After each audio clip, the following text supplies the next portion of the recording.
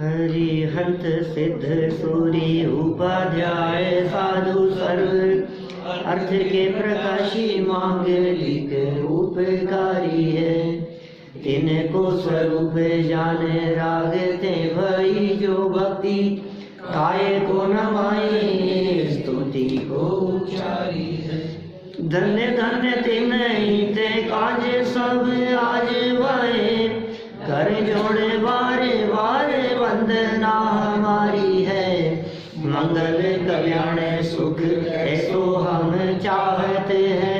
ओ मेरी ऐसी दशा जैसी तुम धारी है। ओ मेरी ऐसी दशा जैसी तुम धारी है।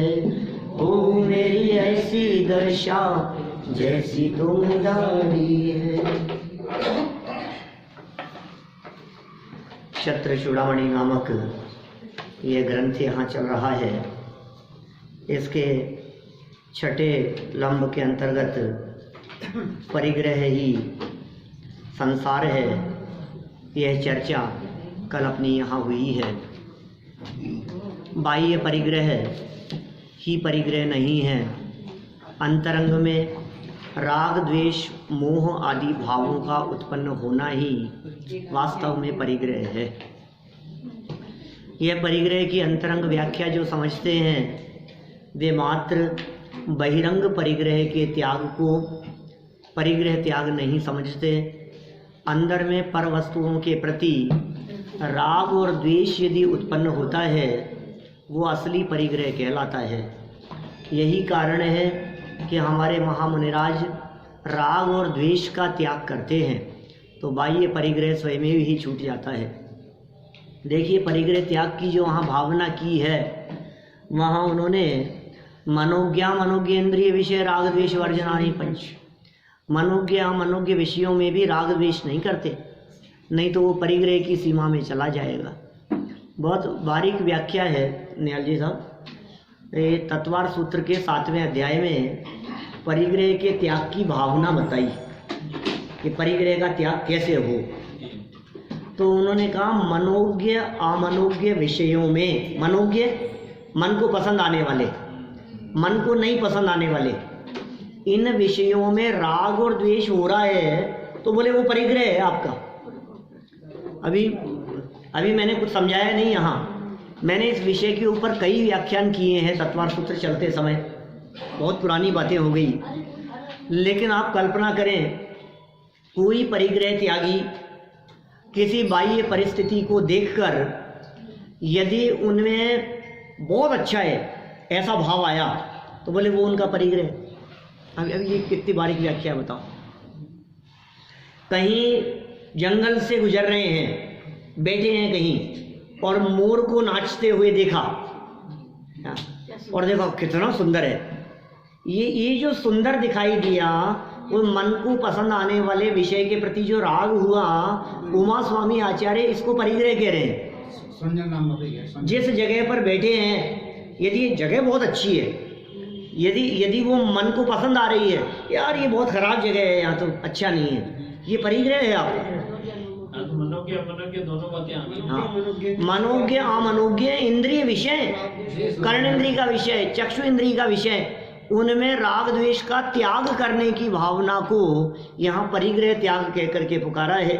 इसलिए यहाँ कल जो अपन ने प्रकरण पढ़ा था उसमें इन्होंने कहा राग द्वेष रूप जो परिग्रह है वही असली परिग्रह है। उन मलिन परिणामों का नाम ही संसार है और संसार के नाश के लिए ये राग द्वेष के परिणाम ही छूटने चाहिए। अब देखिए, तत्व ज्ञान रहित नग्नता फलदाता नहीं है। तत्व ज्ञान नहीं हो और खाली नग्नता हो तो फल नहीं मिलेगा आपको किसी भी तरह का। ये बात कहने वाले कौन हैं? ये वादीप सिंह आचार्य हैं, जो खुद नग्न दिगंबर है ना मुनि, वे खुद कह रहे हैं ये बात किसी व्यक्ति द्वारा कही गई नहीं है, किसी गृहस्थ द्वारा कही गई नहीं है। आचार्य देव क्या कह रहे हैं, देखिए मूल बातें पढ़ते हैं अपन। तत्व ज्ञान विहीनानां नैर्ग्रन्थ्यमपि निष्फलं नैः स्थाल्यादिभिः साध्यमन्नं क्या कह रहे हैं नीतिकार, वो भी अपने माथे पे नहीं, जन सामान्य के लिए नीति बताते हैं।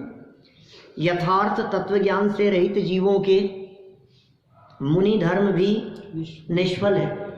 ओह, मुनि होकर के भी मुनिपना नहीं है, मुनि धर्म भी निष्फल है, बेकार है, व्यर्थ है। निश्चय से चावल आदि के बिना अन्य बटलोई, जल, अग्नि आदि साधनों द्वारा अन्न पाक रूप साध्य की सिद्धि नहीं हो सकती। चावल है ही नहीं और सारे सामान इकट्ठे कर लिए आपने क्या क्या हो जाएगा? चकला, बेलन, अग्नि, गैस, तवा, बर्तन, प्रेशर कुकर, सब चीजें हैं, लेकिन दाल ही नहीं है, गेहूं ही नहीं है, चावल ही नहीं है, अब अनाज ही नहीं है, तो तुम कितने भी साधन इकट्ठे कर लो, इनसे कुछ भी होने वाला नहीं है। ये उदाहरण दिया है। ये इस तरह से क्या कहा, जिन्हें आत्म स्वरूप का भान नहीं है, जिनके अंतर में तत्व ज्ञान नहीं है, जिसे ज्ञान और ध्यान की चर्चाएं सुहाती नहीं है, जो ज्ञान और ध्यान से दूर रहने वाले हैं, और भाई ये क्रियाएं करते रहो आप, लेकिन ज्ञान नहीं है, ध्यान नहीं है, संयम नहीं है, साधना नहीं है, अंतर में इस तरह का उपयोग स्वभाव के साथ में जुड़ा हुआ नहीं है, तो बाहरी किसी भी साधन से उन्हें फल प्राप्त होने वाला नहीं, कोई सिद्धि नहीं। व्रत प्रतिमा लो, उपवास करो, या मंदिर में डेरा डालो, कुछ भी कर लो आप, खूब व्रत कर लिए, खूब उपवास कर लिए, खूब नियम संयमों का हमने पालन कर लिया, लेकिन भाई साहब तुम्हें तत्व की खबर है क्या? ये तत्व की बात मत करो तुम, क्या ये भाई साहब तत्व ज्ञान से शून्य, तत्व ज्ञान माने भेद विज्ञान नहीं है तुम्हें, तो आखिर ये कार्य कर क्यों रहा हूं, इस कार्य के करने के पीछे हेतु क्या है, उसकी यथार्थ पहचान का नाम है तत्व ज्ञान। आप यहाँ सुनने के लिए आए और सोच लिया कि सुनने से धर्म हो जाएगा, ये धोखे में मत रहना। आप यहाँ सुनने के लिए क्यों आए हो? आपने यहाँ सुनकर के क्या सीखा, क्या समझा, क्या बातें, ये जो बातें कही जा रही है, ये बातें मेरे ही हित की भाषित होती हैं। आपको ये बातें भेद विज्ञान की जचती है क्या? यदि नहीं जचती है तो अकेले घर से उठ करके यहाँ आने की क्रिया तो धर्म नहीं है। घर से उठ करके यहाँ आ गए, पौन घंटा 1 घंटा यहाँ बैठ लिए, पूजन में बैठ लिए, प्रवचन में बैठ लिए, उठ करके चले गए, तो हम सोचे हम तो बहुत धर्मात्मा हो गए, इससे धर्म नहीं होता। धर्म यहाँ मंदिर में नहीं है, ये आते ही पहले चिपक जाएगा, ऐसा थोड़ी ना। धर्म बाहरी क्रिया का नाम नहीं होता, धर्म अंतरंग परिणति का नाम होता है। धर्म अंदर से होता है, तो फिर बाहर से नहीं होता। अरे बाहर से तो उस धर्म का प्रदर्शन होता है, बाहर से देखने वालों को वो धर्म दिखता है, धर्म होता अंदर में है। जिसके अंदर में धर्म होता है उसके बाहरी जीवन से वो झलकता हुआ दिखाई देता है। कोई धर्म सबको कहे, हाँ, धर्म कोई जात न जाने जीव की धर्म कहाँ से। सही बात है, जीव की जात पहचाने नहीं, जीव का स्वरूप पहचाने नहीं, धर्म कहाँ से होगा? हम जो कुछ भी कर रहे हैं, हम ऐसा नहीं कह रहे हैं आपसे कि आप बाहर में कुछ ना हो और अंदर ही अंदर से हो जाएगा। बाहर में तो होगा ही। अरे जिसके अंदर में होगा उसके बाहर में नहीं होगा क्या? जिसने आलू के प्रति राग का त्याग कर दिया, अब वो आलू कैसे खा सकता है? हो जाएगा, लेकिन बाहर में कर रहा हो तो अंदर हो, इस बात की गारंटी नहीं है। देखो कीमती माल, वही कह रहा था, क्योंकि पैकिंग भी वैसी होती है। अंदर से बाहर की माल यदि बहुमूल्य है, ऐसा नहीं है कि आप रत्नों की दुकान पर जाकर कोई रत्न आभूषण खरीद करके लेकर के आए, सोने चांदी के लाखों रुपयों के आप आभूषण खरीदें और वो कहे कि यार डब्बा तो है नहीं, एक काम करता हूँ प्लास्टिक की थैली में दे देता हूँ। ऐसा होगा? जैसे सब्जी लाते हैं, क्या ऐसे 2-4 लाख रुपए के गहने आपको ऐसे थैली में रख के दे देंगे? नहीं देंगे। माल यदि कीमती है तो उसकी पैकिंग भी वैसी होती है। माने यदि 2 लाख रुपए का कोई गहना है, कोई जेवर है, तो 2 लाख रुपए के गहने में 200-500 रुपए का डब्बा भी होगा क्या? 20 रुपए के डब्बे मिठाई के डब्बे जैसे में नहीं रख देंगे आपको? माल जितना कीमती होगा उसकी पैकिंग भी उतनी ही ज़्यादा बहुमूल्य होती है। हाँ, अब उल्टा लगाओ, देखो अंदर में माल अच्छा था तो पैकिंग अच्छी है। अब कोई व्यक्ति पैकिंग को ही देख करके सोचे तो धोखा भी हो सकता है। पैकिंग अच्छी हो तो कोई जरूरी नहीं कि माल अच्छा हो। माल अच्छा होगा तो पैकिंग अच्छी होगी, और पैकिंग अच्छी दिख रही है तो माल क्या पता, गारंटी नहीं है उसकी। तो बाहर में जो कुछ भी दिख रहा है ये है पैकिंग, और अंदर में जो वितराग भाव और परिणाम उज्जवल हैं वो है असली माल।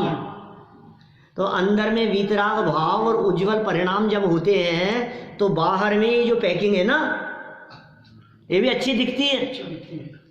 अंदर में वितराग भाव हुआ तो देह की प्रवृत्तियां, शरीर की पोजीशन भी बहुत यत्नाचार पूर्वक होगी, बहुत सावधानी पूर्वक होगी।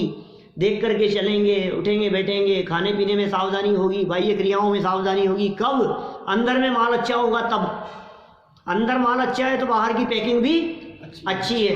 अब कोई व्यक्ति बाहर में तो पालन करे और अंदर की खबर नहीं हो तो बोले कुछ नहीं है, ठगाया जाएगा। अपने को ही धोखा दे रहे हो, अपने आप को धोखा दे रहे। समय 410 से 11 यही है। अच्छा, अच्छी बात है, समय सार की गाथाएं बता रहे हैं आप, अच्छी बात है। बहुत सुंदर सुंदर चर्चाएं हैं। देखो क्या कह रहे हैं यहाँ, पढ़ लिया ये अपन ने पूरा है। नीचे सरल अर्थ देखो, जैसे चावल रूप उपादान कारण बिना, चावल नहीं था, चावल रूप उपादान कारण बिना मात्र बटलोई, ये बटलोई क्या चीज होती है? ये देगची, ये पहले होती है बर्तन, बर्तन ही है और क्या है। ऐसे चकला बेलन भी कह सकते हैं इसको, बटलोई, बटलोई को ऐसे बांटने और चावल बनाने के लिए चकला बेलन की जरूरत है। चावल चलो, बनाने के लिए जो भी उसकी भगवानी बर्तन है वो। देखो, जल, पानी, अग्नि, रसोईया आदि निमित्त कारणों से साध्य क्या चीज है, भात या पका चावल, वो प्राप्त नहीं हो सकता। वैसे ही यथार्थ तत्व ज्ञान से रहित मात्र नग्नता निष्फल है, मोक्ष प्रदाता नहीं है। अकेला नग्नता मात्र हो तो उससे मोक्ष की प्राप्ति नहीं होगी। यहाँ नग्नता का निषेध नहीं किया जा रहा है, ध्यान देना। कोई व्यक्ति ऐसा समझ ले कि नग्नता का निषेध कर रहे हैं साहब, नग्नता से कुछ नहीं होगा, वो तो जरूरी है, लेकिन अंदर के माल सहित हो तो कार्यकारी है, और अंदर के माल के बिना हो तो फिर कार्यकारी नहीं। ठीक है, देखिए विशेषार्थ, नग्न शरीर यह जीवादि 6 द्रव्यों में से पुद्गल द्रव्य की पर्याय है, और 7 तत्वों में अजीव तत्व है। मोक्ष यह जीव द्रव्य की शुद्ध पर्याय और अवस्था है। ये भेद विज्ञान करा रहे हैं, ये तत्व ज्ञान रहित की बात कही ना, तत्व ज्ञान से रहित है तो उपलब्धि नहीं होगी। अब तत्व ज्ञान क्या है ये देखो, इस अवस्था में ऐसा भेद विज्ञान करो, ऐसे भेद विज्ञान का अभ्यास करो निरंतर। शरीर की जो अवस्था होती हुई दिखाई दे रही है, ये शरीर की अवस्था, ये शरीर कौन सा द्रव्य है 6 द्रव्यों में से? 6 द्रव्य कौन से थे ढोलिया जी? जीव, पुद्गल, अजीव तो द्रव्य कहाँ है, द्रव्य में नाम तो जीव, पुद्गल, धर्म, अधर्म, आकाश और काल, ये 6 द्रव्य है ना। इन 6 द्रव्यों में से मैं कौन सा द्रव्य हूँ? जीव। और ये कौन सा द्रव्य है? पुद्गल। 6 द्रव्य के नाम पता है बेटा? कौन कौन से द्रव्य हैं 6? आकाश और काल, शाबाश। देखो अभी ये जो है ये शरीर, ये कौन सा द्रव्य है? ये पुद्गल है। और इस शरीर के अंदर जो आत्मा बैठा है वो कौन सा द्रव्य है? वो जीव द्रव्य। माने मैं तो हूँ जीव और ये है पुद्गल। अब शरीर की जो भी क्रिया होगी, पुद्गल किसे कहते हैं? पुद्गल की क्या परिभाषा है? जिसमें स्पर्श, रस, गंध, वर्ण पाया जाए उसका नाम है पुद्गल। माने जो आंखों से दिखाई देता है वो पुद्गल है, जो छुआ जाता है वो सब पुद्गल है, जिसमें रस और गंध हो वो सब पुद्गल है। शरीर पुद्गल है, कपड़े ये माइक, ये पुस्तक, ये सब पुद्गल है। तो पुद्गल एक अलग द्रव्य है, जीव एक अलग द्रव्य है। दो द्रव्य न्यारे न्यारे हैं। जीव एक द्रव्य दूसरे द्रव्य में कुछ कर नहीं सकता। एक द्रव्य दूसरे द्रव्य का कर्ता नहीं हो सकता। दोनों द्रव्य स्वतंत्र हैं, न्यारे न्यारे हैं। तो मैं यदि चेतन हूं, मैं यदि जीव द्रव्य हूं, तो इस शरीर का मैं क्या कर सकता हूं? आप शरीर का कुछ नहीं कर सकते हो। आपकी चलेगी नहीं शरीर पर बिल्कुल भी। अपने मोटे होने में, अपने पतले होने में, अपने लंबे होने में, अपने गोरे काले होने में, अपना वजन कम ज्यादा होने में। अभी अब कह तो रहे हैं अपना, लेकिन अपना नहीं, शरीर का। माने शरीर का गोरा कालापन, मोटा पतलापन, वजन कम ज्यादा होना, शरीर की अवस्थाएं होना, शरीर में बाल का सफेद काला होना, शरीर में दांतों का हिलना करने, सब पुद्गल है। इसमें अपना नहीं चल रहा है कुछ भी। माने इस शरीर पर मेरी नहीं चल रही है। दो अलग अलग द्रव्य हैं साहब, जीव अलग और पुद्गल अलग। तो शरीर की नग्नता, अब नग्न शरीर की बात करो, ये जीव की अवस्था है या पुद्गल की? ये पुद्गल की अवस्था है बिल्कुल। तो इन्होंने क्या कहा? नग्न शरीर यह जीवादि 6 द्रव्यों में से पुद्गल द्रव्य की पर्याय है। नग्न तत्व है ना। आगे 7 तत्वों में से ये शरीर कौन सा तत्व है? देखो 7 तत्व के नाम पता है क्या?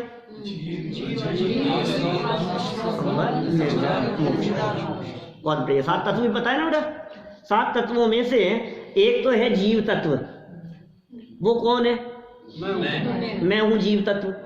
अच्छा, बाकी ये जो दिख रहे हैं शरीर वगैरह और ये सारे जो जगत के पदार्थ दिख रहे हैं, ये सब क्या है? अजीव है। अच्छा, आश्रव तत्व क्या होता है जैन साहब? कर्मों के आना। बढ़िया, कर्मों के आने का नाम आश्रव है। और बंध क्या है? आकर के रुक जाना। कर्म आते हैं ना, हमने जो भी भाव किए उनसे कर्म आ रहे हैं, ये आश्रव। ये आकर के आत्मा के साथ में चिपक गए, ये बंध। ठीक है। अब नए कर्म नहीं आएंगे, वो संवर्ग। और बंधे हुए थे वो छूट गए, थोड़े थोड़े छूटे, और पूरे छूट गए, मोक्ष। ठीक है। अब ये जो नग्न शरीर है, ये 7 तत्वों में से मोक्ष है, आश्रव है, संवर निर्जरा है, जीव है, अजीव है। क्या है? कौन सा तत्व है? अजीव तत्व है ना। क्योंकि ये आत्मा तो है नहीं, शरीर माने जीव तत्व तो है नहीं। आश्रव, बंध, संवर, निर्जरा, मोक्ष भी नहीं है। तो इसका मतलब देखो, मैं तो हूं जीव तत्व, शरीर है अजीव तत्व। तत्व की दृष्टि से दोनों में भेद है। द्रव्य की दृष्टि से मैं हूं जीव द्रव्य और ये है पुद्गल द्रव्य। तो द्रव्य की दृष्टि से भी भेद है। देखो क्या लिखा यहां इन्होंने, नग्न शरीर यह जीवादि 6 द्रव्यों में से पुद्गल द्रव्य की पर्याय है और 7 तत्वों में अजीव तत्व है। और मोक्ष क्या है भाई? मोक्ष किसकी अवस्था है? जीव द्रव्य की शुद्ध अवस्था। मोक्ष था ना सारे कर्मों के छूट जाने का नाम। तो अवस्था किसकी है? मोक्ष, जीव की अवस्था है। शरीर की अवस्था का नाम मोक्ष नहीं है, देह की अवस्था का नाम मोक्ष नहीं है। असली जो अवस्था जो कही है वो जीव की अवस्था है। मेरी अवस्था का नाम मोक्ष है। सब आत्मा की अवस्थाएं, ये आत्मा की अवस्थाएं। मोक्ष भी आत्मा की अवस्था का नाम है। और सही बात कहूं तो मुनि अवस्था भी आत्मा की अवस्था का नाम है। साधु भी आत्मा की अवस्था का नाम है। घबराना नहीं। क्यों आत्मा की अवस्था का नाम क्यों है? क्योंकि अभी हमने कहा ना, अंदर का माल अच्छा होगा, वो साधु अवस्था है सच में। तो अब अंदर का माल का नाम है असली साधु, और बाहर में नग्नता जो है ये शरीर की है। तो असली साधुपना होने पर बाहर में शरीर की अवस्था भी होती है। सब आत्मा की अवस्थाएं कहा। कुंदकुंदाचार्य देव ने, योगेंदु देव ने, 2 आचार्यों ने सेम गाथा लिखी है इस तरह की। अरिहंत सिद्धाचार्य पाठक साधु है परमेष्टिपन, सब आत्मा की अवस्थाएं आत्मा ही है शरण। कौन शरण है? अवस्था किसकी है? अरिहंत सिद्ध आचार्य पाठक साधु हैं परमेष्टिपन। ये 5 परमेष्टि हैं। अरिहंत सिद्धाचार्य पाठक साधु हैं परमेष्ठिपन, सब आत्मा की अवस्थाएं आत्मा ही है शरण। ये सब आत्मा की अवस्थाएं हैं, मैं नहीं कह रहा हूँ, कुंदकुंदाचार्य देव कह रहे हैं। अरहंत किसका नाम है? परमोदारिक शरीर का नाम है। क्या परमोदारिक शरीर की बात? ये तो अरहंत तो आत्मा की अवस्था है। कि सिद्ध कौन होते हैं? सिद्ध अवस्था कौन सी अवस्था है? बोले आत्मा की परिपूर्ण शुद्ध अवस्था जब होती है तो आत्मा की उस अवस्था को सिद्ध अवस्था कहते हैं। तो फिर आचार्य तो नग्न दिगंबर पीछे कमंडल सारे संघ को लेकर के चल रहे हैं, संचालन कर रहे हैं, उस अवस्था का नाम होगा ना कि नहीं? आचार्य भी आत्मा की अवस्था है, उपाध्याय भी आत्मा की अवस्था है, और साधु भी आत्मा की अवस्था है। तो फिर साहब ये आचार्य उपाध्याय और साधु का भेद, बोले अंतर की निर्मलता के भेद से ये बाहर में इस तरह की क्रियाओं में भेद दिखाई देता है। इसलिए आचार्य अलग जो संघ के संचालन का काम करें, ठीक है ना, उपाध्याय अलग और साधु अलग। आपको पता है आचार्यों की, उपाध्याय और साधुओं की आचार्यों की परिभाषा बतलाते हुए क्या लिखा? जो सम्यक दर्शन, सम्यक ज्ञान और सम्यक चारित्र की प्रधानता से प्रधान पद प्राप्त करके मुनि संघ के नायक हुए हैं, वे आचार्य हैं। उनमें आचार्यपना किस अपेक्षा से, किस वजह से? रत्नत्रय की जहां अधिकता थी इसलिए प्रधान पद की प्राप्ति करके मुनि संघ के जो नायक हो गए हैं वे आचार्य हैं। कुल मिलाकर के बात तो यह है कि ये आत्मा की अवस्थाओं की चर्चा चल रही है। मोक्ष भी आत्मा की शुद्ध अवस्था है। जीव द्रव्य की शुद्ध पर्याय, शुद्ध अवस्था वो मोक्ष है। देखो आगे क्या कह रहे हैं? 7 तत्वों में अत्यंत सुख रूप मोक्ष तत्व है।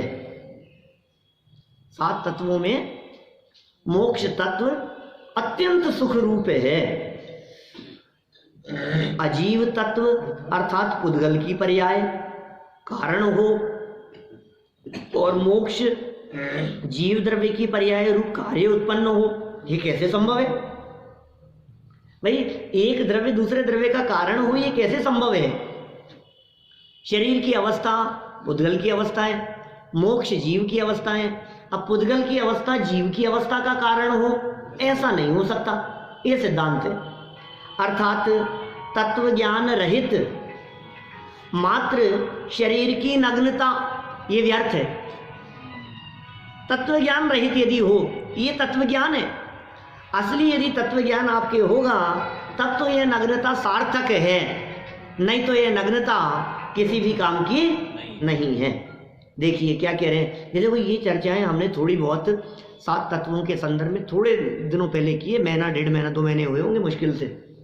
क्या प्रकरण था बतलाओ, किसी को याद है क्या कुछ?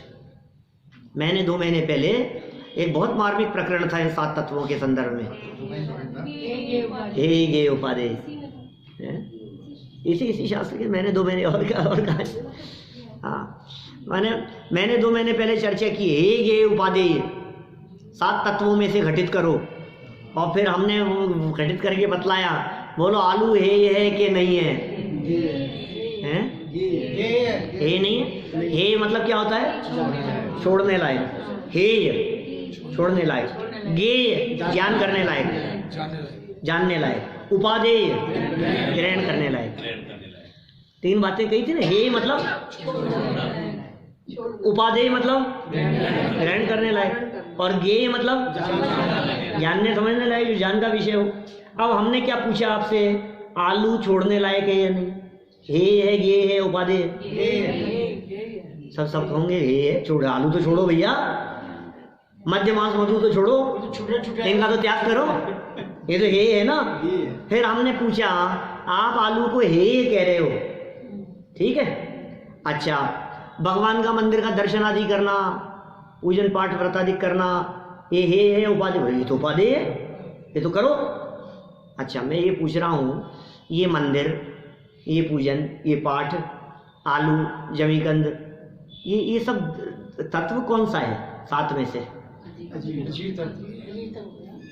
अजीब तत्व है। अजीब तत्व में हे भी नहीं होता, अजीब में उपादेय भी नहीं होता। 7 तत्व जो हैं, इन 7 तत्वों में से जीव तो आश्रय करने योग्य है, आश्रव और बंध है, संवरण जरा आंशिक उपादेय है और मोक्ष पूर्ण उपादेय है, और अजीव तत्व ज्ञेय है मात्र। अब आलू क्या है, कौन सा तत्व है, आश्रव है कि बंध है, अजीव है, अजीव होने से क्या है, ज्ञेय है। बात खत्म। अब जो ज्ञेय था, नहीं आलू तो पुद्गल है ना, जो दिख रहा है उसमें जीव है, आलू में जीव है, आलू में अनंत जीव है। आलू तो पुद्गल है, जो दिख रहा है वो सब पुद्गल है, आलू जो दिख रहा है वो सब पुद्गल है, वो सब अजीव तत्व है। अजीव तत्व में हे भी नहीं होता, अजीव में उपादेय भी नहीं होता। सारी दुनिया हे और उपादेय गे में से चाट रही है। ये सबसे बड़ी भूल है। कितनी बड़ी भूल है।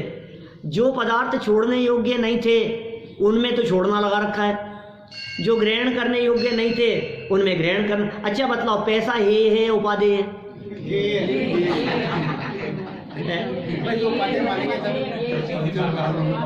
पैसा, जिनकी पैसे में सुख बुद्धि है वो कहेंगे पैसा उपादेय है, और जो ये कहेंगे पैसे में सुख नहीं हो, कहेंगे पैसा तो हे है। अरे नहीं भाई, पैसा न हे है और न उपादेय है, पैसा अजीव तत्व होने से ज्ञेय मात्र है। अरे साहब आपने तो गजब बात कही थी, तो पैसा छोड़ना नहीं है मतलब? सुनो सुनो सुनो, आश्रव हे है ना, तो पैसे के प्रति जो अपनेपन का भाव है वो छोड़ने लायक, वो आश्रव है, वो छोड़ने लायक। क्या कि सब आलू नहीं छोड़े? आलू में जो सुख बुद्धि है, आलू जो ग्रहण करने का भाव है, जो राग है, वो राग छोड़ने लायक है, वो हे है, वो आश्रव तत्व है। ख्याल में आ रही है बात? आलू अजीव तत्व है और आलू खाने का राग ये आश्रव तत्व है। तो आलू छोड़ें कि खाने के राग को छोड़ें? तो आलू नहीं छोड़ें, सिर्फ राग छोड़ दें कि हाँ राग छूटेगा तो आलू अपने आप छूट जाएगा। क्या तो छोड़ना क्या है? ये क्या छुड़वा रहे हैं, क्या तत्व बतला रहे हैं? ये तत्व व्यवस्था को समझे बिना, द्रव्यों को समझे बिना, और आप कहो कि शरीर की अवस्था से हमने इतने व्रत कर लिए, हम इतने दिन भूखे रहे, इतना हमने त्याग कर दिया, बोले धर्म नहीं होता। धर्म समझो पहले, धर्म क्या है? आचार्य देव का कलश है, पंचाल में तप या महाव्रत कुछ भी करो सिद्धि नहीं। हाँ बिल्कुल, कलश है ना ऐसा। कुछ भी करो आप, इनको जाने बिना, आत्म तत्व को जाने बिना कुछ भी करो सिद्धि नहीं। क्या मूल कलश है? समय से मुझे ध्यान आ रहे, मेरे को शब्द उसके याद नहीं है, लेकिन वो कुछ भी करो, पंचाग्नि तप तपो, बाहर में व्रत करो, उपवास करो, हैं संयम अंगीकार करो, कपड़े लत्ते का त्याग करो, घर बार परिग्रह का त्याग करो, सिद्धि नहीं। अच्छा बोलो, घर बार और माता पिता परिवार को छोड़ देने का नाम यदि मोक्ष हो, ऐसा आप कहो, ये तो सबका छूट जाएगा एक न एक दिन। तो नहीं छूटेगा, सबका छूट जाएगा भाई साहब, ज्यादा समय थोड़ी ना रहेगा। यहाँ जीवन पूरा हुआ और घर भी छूट जाएगा, बाहर में संपत्ति भी छूट जाएगी, और फिर माता पिता परिवार रहेंगे क्या? पत्नी बच्चे रहेंगे क्या? कुछ नहीं रहेंगे। सज धज के जिस दिन मौत की शहजादी आएगी, ना सोना काम आएगा ना चांदी आएगी। बोलो क्या क्या काम आएगा? ना पत्नी काम आएगी, ना बच्चे आएंगे। बोलो क्या क्या काम आएगा? कि नहीं साहब पत्नी परिवार में तो कुछ दम नहीं है, तो घर बार महल मकान को तो छोड़ो, साधर्मी तो सच में असली परिवार तो यही है ना अपना। सज धज के जिस दिन मौत की शहजादी आएगी, ना प्रवचन काम आएगा ना श्रोता आएंगे। 50 जगह लगाओ, सब जगह पर लगाओ, क्या क्या काम आएगा ये बतलाओ तुम्हारे? तत्व निर्णय काम आएगा। ये बाहरी संपदा किसी काम नहीं आएगी, बाहरी धन दौलत वैभव परिवार कुछ काम नहीं आएगा, सब छूट ही जाएगा ना, क्या काम आएगा? कौन लेकर के जाएगा इसको? अगले भाव में अगले जन्म में कुछ भी तो साथ में नहीं जाने वाला है, तो फिर छूटा कि नहीं? इसलिए मन तो बुद्धि जाएगी। छूटा है, छोड़ा नहीं। क्या अपने आप छूट जाएगा? जीवन पूरा हो जाएगा तो छूट जाएगा। इसका मतलब ये है छूटने का नाम धर्म नहीं है। छूटने के पहले मैं इसको छोड़ दूं। हाँ, छोड़ने का जो परिणाम था अंदर में वो छूटा के नहीं, ये बतलाओ। और देखो गजब की बात, देह नहीं छूटे और देह के प्रति अपनापन छूट जावे तो केवल ज्ञान हो जावे, परमात्मा बन जाए। अरहंत भगवान की देह होती है या नहीं? बाहरी समझ लो आप, अनुपचरित असद्भुत व्यवहार ने ऐसे बात करो तो अरहंतों की देह कही जाती है ना, परम औदारिक शरीर कहा जाता है उनका। असद्भुत व्यवहार ने ऐसे बात कहें तो शरीर है फिर भी अनंत सुखी है, लेकिन शरीर के प्रति अपनापन है तो महादुखी है, मिथ्या दृष्टि है। शरीर के प्रति अपनापन ये मिथ्यात्व का लक्षण, गुणस्थान पहला। और शरीर बना रहे और अंदर से मिथ्यात्व अनंतानुबंधी प्रत्यय संज्वलन चली गई और शरीर बना रहे तो केवल ज्ञान, गुणस्थान 13वां अरहंत अवस्था। इसका मतलब शरीर नहीं छोड़ना, शरीर के प्रति अपनापन छोड़ना। शरीर छोड़ सकता नहीं, छोड़ भी सकता नहीं, तेरी चलती नहीं शरीर पर तो कैसे छोड़ेगा शरीर? छोड़ने योग्य क्या है? गहराई से उस बात को समझना तो पड़ेगा हमारे को, क्या छोड़ना और क्या ग्रहण करना। ये यहाँ देखो, वापस देखो तत्व की बात क्या कह रहे हैं। 7 तत्वों में 284 पेज का दूसरा पैराग्राफ, 7 तत्वों में अत्यंत सुख रूप मोक्ष तत्व है। मोक्ष में अनंत सुख है, मोक्ष अवस्था में। अजीव तत्व अर्थात पुद्गल की पर्याय कारण हो और मोक्ष माने जीव द्रव्य की पर्याय रूप कार्य उत्पन्न हो, ये कैसे संभव है? काम हो पुद्गल में और कारण हो पुद्गल और काम हो जाए जीव में, ऐसा कैसे संभव है? अर्थात तत्व ज्ञान रहित मात्र शरीर की नग्नता व्यर्थ है। समझ में आ रही है बात? ये अंतरंग से बहिरंग की व्याप्ति है, बहिरंग से अंतरंग की व्याप्ति नहीं होती। अंदर से हो तो बाहर में होगा और बाहर में दिखे तो अंदर में हो, कोई जरूरी नहीं है। देखो इसको लौकिक घर गृहस्थी के उदाहरण से बात करें, समझ लो आप किसी व्यक्ति ने आपको तिलक करके 1100 रुपये का लिफाफा दिया, क्या अब ये जो दिया है ये क्रिया दिख रही है, बतलाओ उनका मन कैसा है आपके प्रति? बहुत अच्छा होगा ना? कोई भरोसा नहीं है भाई साहब, मन में चल रहा हो कुछ भी और मजबूरी में देना पड़ रहा हो, क्या हो सकता है ना ऐसा? अब उल्टा लगाओ, ये तो बाहर में देखने से अंदर की गारंटी नहीं है, लेकिन जिसके अंदर में होगा ना वो 1100 नहीं 100 रुपये देवे और कदाचित कुछ भी न दे पावे तो भी उनके परिणाम और उनकी उदारता आपके प्रति बहुत है। अंदर से बहिरंग की व्याप्ति है।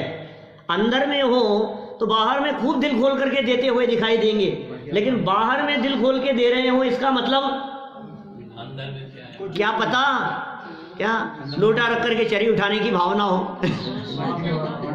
ऐसे कहावत चलती है ना इस तरह की। तो मैंने बाहर से देखने पर अंदर का पता नहीं चलता।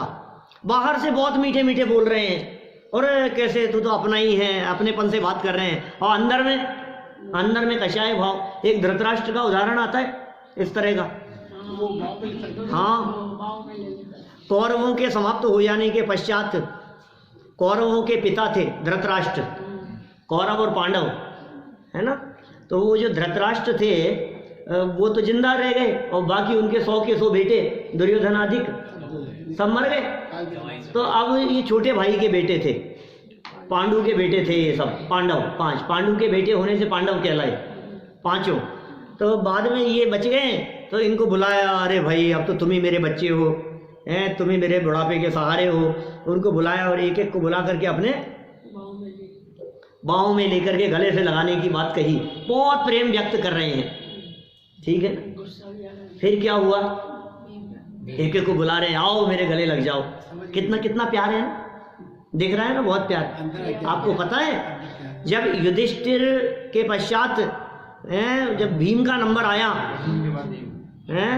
अर्जुन के बाद युधिष्ठिर जो भी नंबर समझ लो आप, 2-3 लोगों के बाद जब भीम का नंबर आया तो उसे अपने बाहों में लेकर के अपने बाहुबल से उसे चूर चूर कर दिया, उसे टुकड़े टुकड़े कर दिए उसके।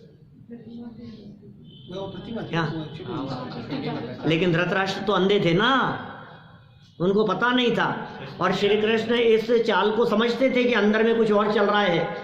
तो जब सबको अपनी बाहों में ले रहे थे तो उन्होंने भीम की जगह भीम की एक प्रतिमा बना करके आगे कर दी। क्या? और अंदर में जो क्रोध का परिणाम था, मायाचारी का परिणाम, कि ये भीम वही है जिसने मेरे बेटे दुर्योधन की हत्या की है, जिसने मेरे बच्चों को मारा, ये वो भीम है, मैं इसको जिंदा नहीं छोड़ूंगा। अंदर में ये भाव चल रहा है और बाहर में प्रेम से गले लगने का प्रयास दिख रहा है। बोलो, अंदर में कुछ है और बाहर में कुछ है। बोलो, आपके तो नहीं होता है ना ऐसा? आप लोगों की स्थिति तो नहीं है ऐसी? क्यों साहब? क्यों ठोलिएगा? आत्र होती है ना थोड़ी थोड़ी। ये सच्ची बात कह दी। अंदर जाता है तब हो सकता है। अरे होती नहीं है तो झूठ थोड़ी ना बोलते हैं भगवान के सामने।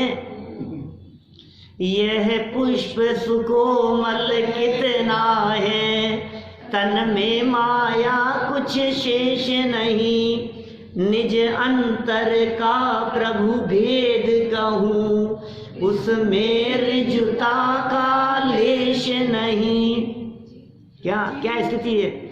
चिंतन कुछ फिर संभाषण कुछ, परिणति कुछ की कुछ होती है, स्थिरता निज में प्रभु पाऊं, जो अंतर का कालुष धोती है। पुष्प से तुलना करके कितने सुंदर बात कह दी है। भगवान के सामने पुष्प हाथ में लेकर के खड़े हैं समर्पित करने के लिए, पुष्प का छंद, और क्या कह रहे हैं? हे भगवान, ये पुष्प कितना कोमल है, अंदर और बाहर से दोनों से कोमल दिखाई दे रहा है। इसमें रंच मात्र मायाचार नहीं है। बाहर से कोमल है तो अंदर से भी कोमल है, लेकिन निज अंतर का प्रभु भेद कहूँ। भेद क्या होता है? सीक्रेट, राज। क्या राज की बात बताऊं? राज की बात बताऊं क्या भगवान के सामने? क्या राज की बात बतला रहे हैं?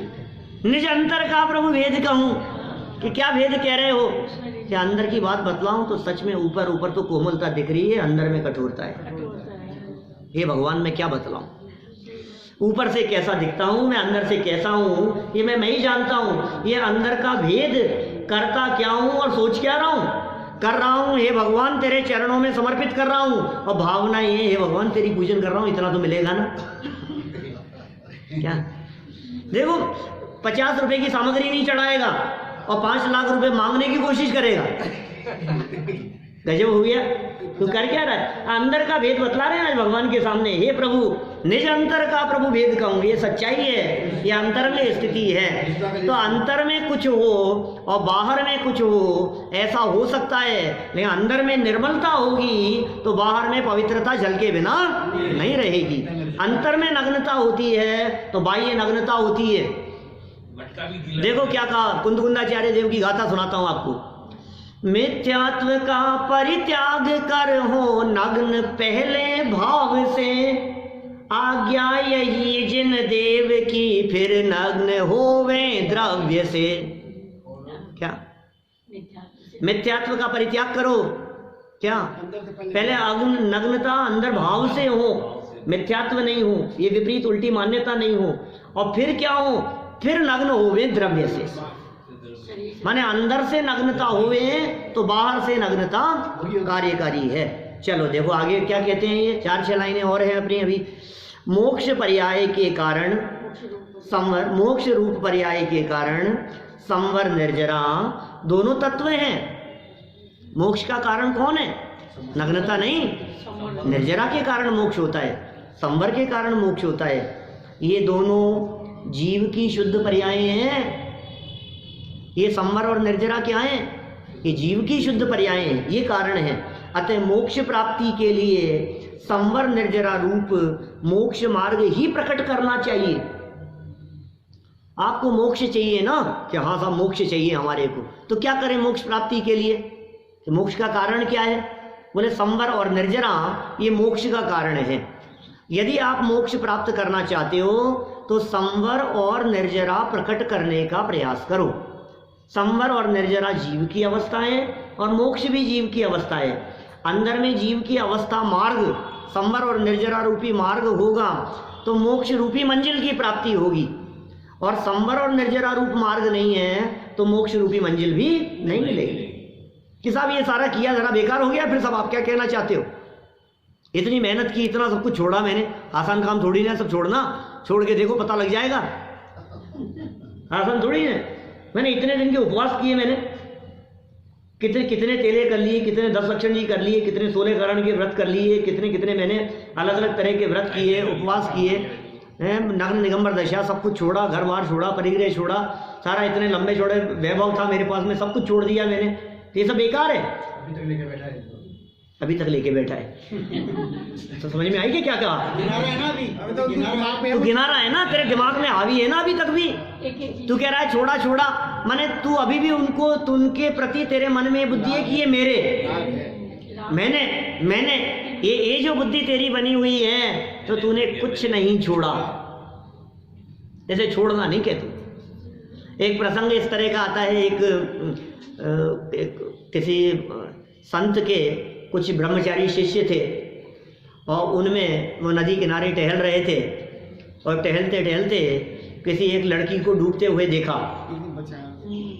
तो 2 ब्रह्मचारी थे, दोनों घूम रहे थे वहाँ। एक लड़की नदी में डूब रही थी, तो लड़की नदी में डूब रही थी तो वो ब्रह्मचारी एक कूद गया उसको बचाने के लिए और उस लड़की को बचाया, अपने कंधे माथे पर बिठा करके उसने नदी पार करा दी, नदी से बाहर निकाल दिया उसको।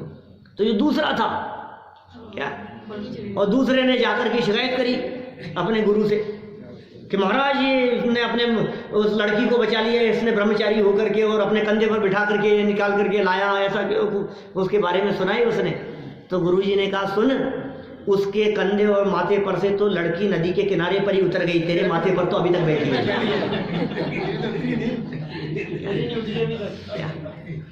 तेरे दिमाग में अभी तक बैठी है। ये कह रहे हैं तुमने सब कुछ छोड़ा, हमने इतना छोड़ दिया, हमने इतना त्याग कर दिया, तो तुम्हारे दिमाग में तो अभी तक बैठा है, तुमने क्या छोड़ दिया?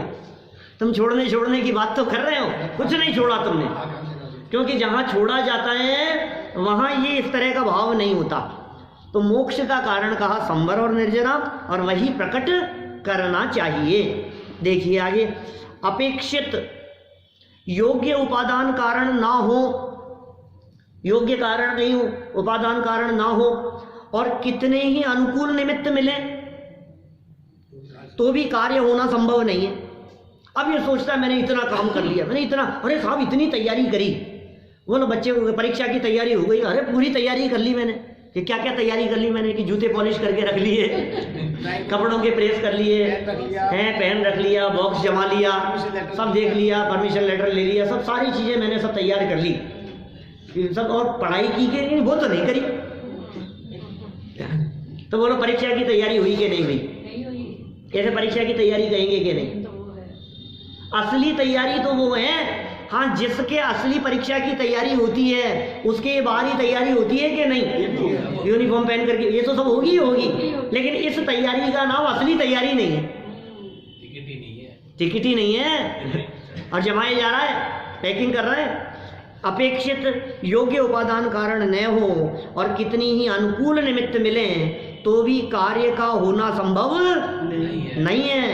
अतः निमित्त के पीछे दौड़ने में कुछ भी लाभ नहीं है।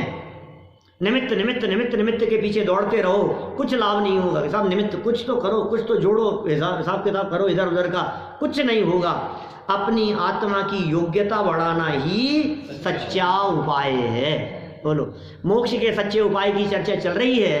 अपनी आत्मा की योग्यता बढ़ाओ, अपने अंतरंग स्वरूप को समझो, और वो योग्यता कैसे बढ़ती है, उस योग्यता बढ़ने का रास्ता क्या है? तो यहाँ कहा तत्व ज्ञान। ये कहा ना, शुरू कहाँ से की थी चर्चा? तत्व ज्ञान रहित तो होगा, अयोग्य है, और तत्व ज्ञान है तो योग्यता है। तत्व ज्ञान को ही यहाँ योग्यता कह करके पुकारा गया है। इसलिए भाई हम भी यदि मोक्ष की प्राप्ति चाहते हो तो उपाय है तत्व ज्ञान के अभ्यास पूर्वक अपनी अंतरंग योग्यता को बढ़ाना, और हम सभी इस तत्व ज्ञान के अभ्यास पूर्वक अपनी योग्यता को बढ़ाते हुए अल्प काल में इन अवस्थाओं को प्राप्त करें। इसी भावना से बात को यहीं विराम देता हूँ।